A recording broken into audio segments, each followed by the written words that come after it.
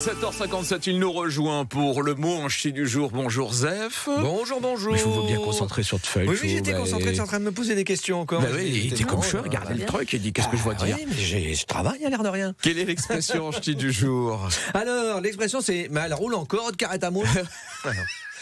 Voilà. Ça, même on dit mais elle roule corps, mais elle roule corps, carrette à moule. Ça se dit quand la voiture de la personne à laquelle on s'adresse n'a pas vu un garagiste depuis l'invention des ponts élévateurs pour arvétier par en dessous de ses jupes. C'est voilà.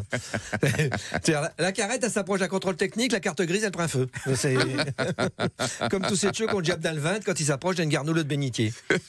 Je traduirai une autre fois ça. Alors, carrette à moule, c'est pas comme on pourrait imaginer une voiture destinée à transporter des mollusques bivalves. Non.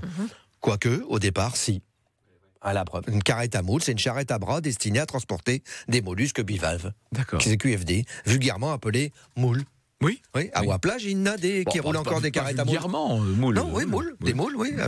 Mais qui roulent encore des carrettes à moule à Ouaplage. Mais elles sont tirées par un tracteur maintenant. Oui, c'est vrai. Feignasse. Alors, bref.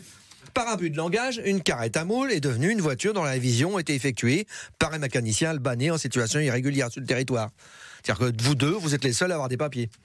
Voilà. Ou alors, elle n'est pas réparée par un mécano qui travaille au noir, mais un mécano qui travaille dans le noir. C'est un petit peu, voilà. Rappelez-vous de ces voitures des 70s qui commençaient à rouiller 2 semaines après être sorties du garage? Bah, des carrettes à moule. Tous ceux qui sont sortis d'un garage avec une voiture toute neuve dont on ne citera pas la marque, mais il y a un gros cas sur le capot. Vous voyez ce que je veux dire? Hein, un gros cas, un lion. Mais il ne savait pas qu'il y avait un moteur PureTech dedans. Qu'on appellera d'ailleurs depuis un moteur pulbrun. Et un airbag, il se déclenche, je le prends en direct du droit de Mike Tyson. Chet, on dirait une boule disco. Et ben, carrette à moule. Voilà. Carrette à moule, oui. Et puis, il y a les chats de voitures sans permis. Oui. Alors au volant, il y a soit dedans un Carvassin qui n'a plus de permis et qui a autant de grammes que pèse sa voiture. Voilà, ce qu'on appelait avant un suppôt à autobus. Oui, c'est vrai. Ce que ma beau-frère appelle une voiture à pile. Voilà. ou alors des jeunes filles.